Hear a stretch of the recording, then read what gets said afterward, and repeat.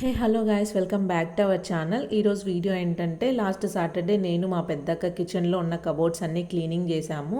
అయితే అది ఎలా చేశామన్నదే ఈరోజు వీడియో. సో ఇక్కడైతే నేను కబోర్డ్స్ క్లీన్ చేయడానికి ముందు ఎలా ఉన్నదని అయితే మీకు చూపిస్తున్నాను. ఇప్పుడు క్లీన్ చేయడానికి రీజన్ ఏంటంటే నేను డెలివరీ అయ్యి 2 months అయితే అవుతుంది. ఇప్పటిదాకా అమ్మ మా ఇంట్లో అయితే ఉండింది. ఇప్పుడు ఇంకా అమ్మ ఊరికైతే వెళ్ళిపోయింది. ఇంకా ఇప్పటి నుంచి నా పనులు అయితే నేనే చేసుకోవాలి. సో నాకేంటంటే ఇల్లు నీట్గా ఉంటేనే పని చేయాలన్న ఇంట్రెస్ట్ అయితే వస్తుంది. సో ఇంకా అమ్మ ఉన్నప్పుడే నేను బెడ్రూమ్లో ఉన్న కబోర్డ్స్ అయితే క్లీనింగ్ చేసి పెట్టుకున్నాను. మా ఇంట్లో ఓన్లీ బెడ్రూమ్ ఇంకా కిచెన్లో మాత్రమే కబోర్డ్స్ ఉంటాయి. సో అమ్మ ఉన్నప్పుడు బెడ్రూమ్ అయితే క్లీనింగ్ చేసి పెట్టుకున్నాను. ఇంకా కిచెన్లో మాత్రం పెండింగ్ పెట్టేశాను అనమాట. సో లాస్ట్ ఫ్రైడే అమ్మ ఊరికైతే వెళ్ళింది. ఇంకా నెక్స్ట్ డే అంటే సాటర్డే మా ఆయన గీతుని తీసుకొని మా ఊరికైతే వెళ్ళాడు. ఇంకా ఇద్దరు ఇంట్లో లేరు కదా, నాకు తోడు ఎవరు లేరు అని చెప్పేసి మా పెద్దక్క అయితే వచ్చింది. నాకు ఎప్పుడు అవసరం ఉన్నా మా పెద్దక్క కాల్ చేస్తే వస్తుంది అనమాట మా ఇంటికి. సో అలా లాస్ట్ సాటర్డే అక్క అయితే ఇంటికి వచ్చింది. ఇంకా అదే రోజే నేను క్లీనింగ్ అయితే పెట్టుకున్నాను. అక్క ఉంది కదా, నాకు కొంచెం హెల్ప్ఫుల్గా ఉంటుందని చెప్పేసి నేను ఆ రోజు అయితే పెట్టుకున్నాను అనమాట క్లీనింగ్. అక్క ముందే చెప్పింది నాకు, అంటే నువ్వు క్లీనింగ్ చేసుకునేటప్పుడు నన్ను పిలువరా, నేను హెల్ప్ చేస్తాను నీకు అని అయితే చెప్పింది అనమాట. అందుకని ఆ రోజు అయితే క్లీనింగ్ పెట్టుకున్నాను. యాక్చువల్లీ ఆ రోజు ఈవినింగ్ అయితే చేసుకుందాం అనుకున్నాము, కాకపోతే పవర్ లేదు ఇంట్లో అని చెప్పేసి నైట్ 8 o'clock అయితే అయిందనమాట స్టార్ట్ చేసేసరికి. ఇంకా మా వాడిని నిద్రవిచ్చేసి అప్పుడైతే స్టార్ట్ చేశాము. ఈరోజు అయితే నేను చాలా వస్తువులు డీక్లటరింగ్ అయితే చేయాలి. అంటే నాకు అవసరం లేని వస్తువులన్నీ తీసేయాలి. ఎందుకంటే మా ఇంట్లో వస్తువులన్నీ ఎక్కువ అయిపోతున్నాయి. కొత్త వస్తువు పెట్టడానికి అస్సలు స్పేస్ సరిపోవట్లేదు అనమాట. మా ఇంట్లో ఉండేదే కబోర్డ్స్ చాలా తక్కువ, అంటే ఓన్లీ బెడ్రూమ్ ఇంకా కిచెన్లోనే కాబట్టి ఇంకా బెడ్రూమ్లో వస్తువులు బెడ్రూమ్లో సరిపోతాయి, కిచెన్లో వస్తువులు కిచెన్లో సరిపోతాయి. హాల్లో కొన్ని కబోర్డ్స్ ఉండింటే బాగుండేది అనిపించింది నాకు. ఇంకా అందుకని చెప్పేసి నేను డీక్లటరింగ్ అయితే చేద్దాం అనుకుంటున్నాను. ఏంటంటే లాస్ట్ టైం నేను ప్రెగ్నెన్సీ టైంలో ఎప్పుడో ఒకసారి క్లీనింగ్ అయితే చేసుకున్నాను. అప్పుడు కొత్త కంటైనర్స్ అయితే తెచ్చుకున్నాను అనమాట. అవి తెచ్చుకున్న తర్వాత ఇంకా పాతవి ఉంటాయి కదా, అవన్నీ తీసేయకుండా అలాగే కబోర్డ్స్లో అయితే అవసరం పడతాయేమో అని చెప్పేసి అలాగే ఉంచేశాను. ఇంకా ఇప్పటికైతే చాలా రోజులు అయితే అయిపోయింది. ఇంకా అవి అనవసరం అయితే అనిపించింది నాకు. అంటే కొద్ది రోజుల తర్వాత మనకు తెలుస్తుంది ఏ వస్తువు మనం యూజ్ చేస్తున్నాం, ఏ వస్తువు యూజ్ చేయట్లేదు అని చెప్పేసి. ఇంకా వాటిని అయితే నేను పాతవి అస్సలు యూజ్ చేయలేదు ఇప్పటిదాకా. ఇంకా అందుకు అవి తీసేద్దామని అయితే డిసైడ్ అయ్యాను. తీసి పైన అయితే వేసేద్దాం అనుకున్నాను. పైన కబోర్డ్స్ ఉంటాయి కదా అవసరం లేనివి ఖాళీవి, వాటిల్లో అయితే వేద్దాం అనుకుంటున్నాను ఇప్పుడు.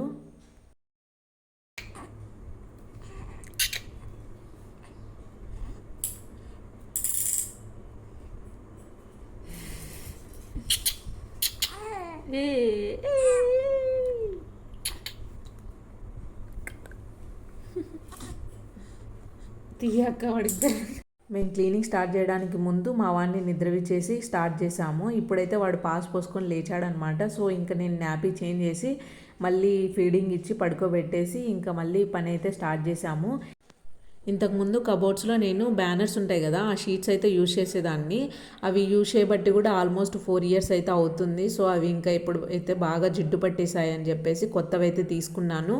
లక్కీగా ఈ మధ్య మా అక్క వాళ్ళ ఇంట్లో యూజ్ చేసుకోవడానికి అని చెప్పేసి ఈ షీట్ అయితే తీసుకునింది.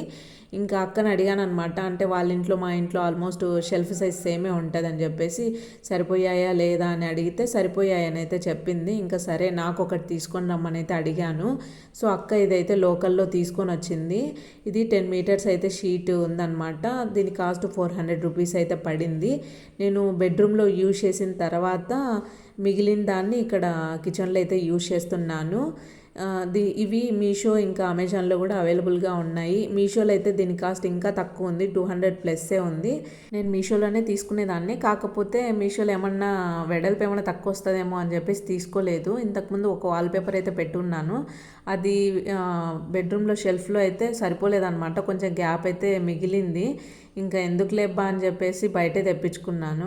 ఈరోజు కబోర్డ్స్ అన్నీ అక్కనే క్లీన్ చేసింది. ఫస్ట్ ఒక వెట్ క్లాత్తో డస్ట్ అంతా తుడిచేసి మళ్ళీ ఒక డ్రై క్లాత్తో తుడిచిన తర్వాత షీట్స్ అయితే వేస్తూ ఉంది. ఇంకా నేనైతే ఈ గిన్నెలకి ఏమన్నా డస్ట్ ఉంటుంది కదా, అదంతా తుడిచేసి నాకు కన్వీనియంట్గా నేనైతే ఆర్గనైజ్ చేసుకున్నాను అనమాట గిన్నెలన్నీ. ఈ క్లీనింగ్ విషయంలో నాది మా అక్కది ఆల్మోస్ట్ సేమ్ మెంటాలిటీ ఉంటుంది. అంటే మేమిద్దరం ఒకటే అనుకుంటాము. కొంచెం లేట్ అయినా పర్లేదు నీట్‌గా చేసుకోవాలని అయితే అనుకుంటాము. ఇంకా అందుకనే మా ఇద్దరికైతే సెట్ అవుతదనమాట. నేను ఆల్మోస్ట్ ఎవరు చేసినా ఒప్పుకోని పని. అంటే నా పని నేను చేసుకుంటేనే నాకు సాటిస్ఫాక్షన్. ఇంకా నా తర్వాత ఎవరంటే మా అక్క అనమాట. మా అక్క కూడా బాగా చేస్తది. నేను ఎలాగైతే చేసుకుంటానో అలాగే చేస్తది మా అక్క కూడా నీట్‌గా. అందుకనే నేను మా అక్కతో అయితే ఏ పనైనా చేపించుకుంటాను. ఇంకా అక్కకు కూడా నేను చేసే క్లీనింగ్ విధానం నచ్చుతుంది. అందుకనే తనకి ఏదన్నా హెల్ప్ కావాలంటే నన్ను అడుగుతుంది, నేను చేస్తాను. రీసెంట్గా అక్క వాళ్ళు హౌస్ షిఫ్ట్ అయినప్పుడు కూడా తనకి క్లీనింగ్ విషయంలో నేనైతే హెల్ప్ చేశాను. సో అక్కకి అప్పుడు నేను చేశాను, ఇప్పుడు తనైతే నాకు చేస్తుంది. ఇప్పుడైతే గిన్నెలు పెట్టిన కబోర్డ్ అయితే క్లీనింగ్ కంప్లీట్ అయింది. ఇంకా తర్వాత ఈ బాక్సెస్ ఉన్న కబోర్డ్ అయితే క్లీన్ చేయాలని చెప్పేసి ఫస్ట్ అయితే ఇవి ఎలా ఉన్నదని అయితే వీడియోలో చూపిస్తున్నాను. ఇంకా లాస్ట్లో క్లీనింగ్ చేసిన తర్వాత ఎలా ఉన్నదనేది వీడియో ఎండింగ్లో యాడ్ చేశాను, చూడండి. ఈ కబోర్డ్లో అయితే అనవసరమైన బాక్సెస్ అన్నీ చాలా ఉన్నాయి. ఎంటీ బాక్సెస్ అన్నీ ఎక్కువ ఉన్నాయన్నమాట. అందులో ఇంకా నాకు ఏం అవసరమో అవి మాత్రమే ఉంచుకొని రిమైనింగ్ అన్నీ పైన అయితే వేసేద్దాం అనుకుంటున్నాను. సో అవన్నీ ఏమున్నాయని అయితే ఇక్కడ చూపిస్తున్నాను. మీన్వైల్ నేను రైస్ అయితే కడిగి పెట్టాను, మాకు తినడానికి కావాలి కదా ఇప్పుడు. మధ్యాహ్నం చిక్కుడుకాయ కర్రీ అయితే చేశాను, ఆ కూర అయితే ఉంది. ఇంకా రైస్ ఒకటి కడిగి పెట్టాను, చూశారు కదా ఇందాక స్టవ్ మీద బాయిల్ అయితే అవుతుంది అన్నము. మా అమ్మ ఆల్మోస్ట్ 3 మంత్స్ అయితే ఉండింది మా ఇంట్లో. ఈ 3 మంత్స్లో నేను అసలు కిచెన్ గురించి పెద్దగా పట్టించుకోలేదు. మొత్తం అమ్మనే చూసుకునేది. అంటే గిన్నెలు కడగడము, వంట చేయడం, ఇదంతా అమ్మనే చూసుకునేది. ఇంకా నేను ఏమేమి ఉన్నాయి వస్తువులు, ఏమేమి లేవు, ఏవి ఎక్కడ ఉన్నాయి అనేది కూడా పట్టించుకోలేదు. కాబట్టి ఇంకా ఈరోజు అయితే చూసాను ఏమన్నా పురుగు పట్టినట్టు ఉన్నాయా అని. చూస్తే చాలా వరకు కొన్ని పురుగు పట్టినట్టు ఉంటే తీసి పడేసాను అనమాట. ఇంకా ఆ డబ్బాలన్నీ క్లీన్ చేసి పెడుతున్నాను ఇక్కడ. ఇంకా ఏమన్నా కొంచెం మూతలు గలీజ్ అయినట్టు ఉంటాయి కదా, అవి కూడా తీసి కడిగేస్తున్నాము నేను మా అక్క. ఇదంతా తిన్న తర్వాత అయితే చేస్తున్నాము. మా అక్క వాళ్ళ పిల్లలు అయితే పడుకొని ఉన్నారు. ఇంకా మేము ఈ గిన్నెలన్నీ కడిగేసి పడుకుందామని చెప్పేసి ఫస్ట్ అయితే ఇవి వాష్ చేస్తున్నాము. నేను ఈ 3 మంత్స్ పెద్దగా పని చేయలేదు కాబట్టి చాలా రోజుల తర్వాత పని చేయడం వలన నాకైతే కాళ్ళు బాగా లాగేశాయి. ఇంకా బాడీ అంతా కూడా భారంగా అనిపించింది నాకు. ఎప్పుడెప్పుడు అయిపోతుందా, పడుకుందామా అని అయితే అనిపించింది. మళ్ళీ ఏంటంటే ఈ గిన్నెలు వాష్ చేసి పెట్టుకుంటే మార్నింగ్ అంతా ఆరిపోతాయి కదా అని చెప్పేసి నైటే వాష్ చేసి, కొంచెం లేట్ అయినా పర్లేదు అని చెప్పేసి నైటే వాష్ చేసి పడుకున్నాము. ఇది ఇప్పుడు మీరు చూస్తున్న వీడియో అయితే మార్నింగ్ తీసింది. మార్నింగ్ అయితే మా కిచెన్ పరిస్థితి ఇలాగైతే ఉందన్నమాట. ఇంకా మార్నింగ్ ఏం పని అయితే చేయలేదు. ఇది ఇప్పుడు నేను చూపించే కబోర్డ్ వచ్చేసి ఆఫ్టర్నూన్ తీసానమాట. పైన షెల్ఫ్లు అయితే కంప్లీట్ అయిపోయాయి. ఇంకా కింద కొన్ని కబోర్డ్స్ ఉన్నాయి కదా, ఆ కబోర్డ్స్ అయితే ఆఫ్టర్నూన్ క్లీనింగ్ అయితే స్టార్ట్ చేసాము. మా అక్కకి పీరియడ్ అయితే వచ్చింది అదే రోజు. ఇంకా తనకి స్టమక్ పెయిన్ అయితే వస్తుంది అనమాట ఆ టైంలో. ఇంకా అందుకనే మార్నింగ్ క్లీనింగ్ పెట్టుకోలేదు. అక్కకు కొంచెం పెయిన్ తగ్గిన తర్వాత మళ్ళీ క్లీనింగ్ అయితే స్టార్ట్ చేసాము. ఇప్పుడు మా అక్క క్లీన్ చేస్తుంది కదా, ఈ కబోర్డ్ అయితే క్లీనింగ్ చాలా కష్టంగా ఉంటుంది. రిమైనింగ్ కబోర్డ్స్ కొంచెం ఈజీగానే ఉంటుంది, కానీ ఆ కబోర్డ్ ఒకటి కొంచెం ఓపెన్ ఉంది, మధ్యలో ఒక డోర్ ఉండడం వలన కష్టంగా అనిపిస్తుంది. మా అక్కకు కూడా అలాగే అనిపించిందంట. దేవుని షెల్ఫ్ కింద ఉన్న కబోర్డ్ ఒక్కటి నేను క్లీన్ చేశాను. రిమైనింగ్ అన్ని షెల్ఫ్లు కూడా అక్కనే క్లీన్ చేసింది. ఇంకా కౌంటర్ టాప్ కూడా క్లీన్ చేయించి సండే రోజు నైట్కి అయితే అక్క వాళ్ళ ఇంటికి వెళ్ళిపోయింది. ఇంకా నెక్స్ట్ డే మార్నింగ్ అంటే మండే మార్నింగ్ నేను లేచి ఇల్లంతా చిమ్మేసి మాపింగ్ పెట్టేసి ఇంకా ఈ వీడియో అయితే తీసానమాట. సో క్లీనింగ్ మొత్తం కంప్లీట్ అయిన తర్వాత వ్యూ ఎలా ఉన్నదైతే ఇక్కడ మీరు చూడండి. నిజంగా మా అక్క లేకపోయిందంటే నాకు క్లీనింగ్ చాలా కష్టమైపోయి ఉండేది. మా అక్క ఉండడం వలన నేను కొంచెం ఫాస్ట్గా అయితే చేసుకోగలిగాను. 2 పిల్లలతో క్లీనింగ్ పని అంటే ఎంత కష్టమో ఉన్న వాళ్ళకే అర్థమవుతుంది. సో ఇంకా ఇక మీదటి నుంచి నేను రెగ్యులర్ వర్క్స్ అయితే చేసుకోగలను. పాపం మా అక్క రీసెంట్గానే వాళ్ళ ఇంట్లో అయితే క్లీనింగ్ చేసుకునింది. యాక్చువల్లీ దీపావళికి ఒకసారి అయితే క్లీన్ చేసుకునింది. తర్వాత చెదల పురుగులు పట్టాయనేసి కింద ఇంట్లో చెదల పురుగులు వచ్చాయని చెప్పేసి వాళ్ళు చెదల మంది అయితే కొట్టారనమాట ఓనర్ వాళ్ళు. సో మా అక్కకు మళ్ళీ పని అయితే పడింది, మొత్తం ఇల్లు క్లీన్ చేసుకోవాల్సి వచ్చింది. సో 2 టైమ్స్ అయితే వాళ్ళ ఇంట్లో, అంత పెద్ద ఇల్లు 2 టైమ్స్ అయితే తను ఒక్కటే క్లీన్ చేసుకునింది. ఇంకా మళ్ళీ పాపం మా ఇంట్లో కూడా క్లీన్ చేయించింది. సో నేనైతే క్లీనింగ్ చేసిన తర్వాత థ్యాంక్స్ అయితే చెప్పలేదు మా అక్కకి.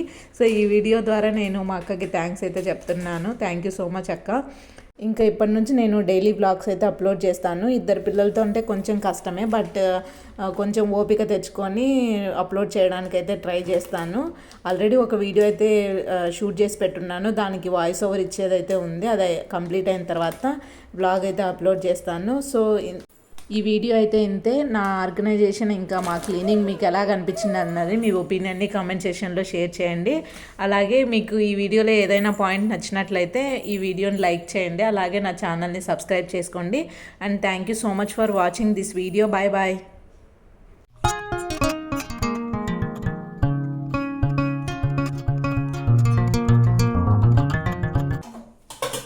మా చెల్లెలు చూడండి దీన్ని ఎట్లా చేసిందో.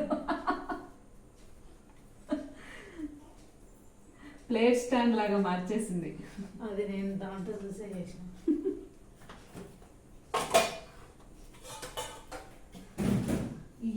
నా దానికి పైన హ్యాండిల్ ఇలాంటివన్నీ తీసుకోవడం తప్ప వాడడం ఉండదు.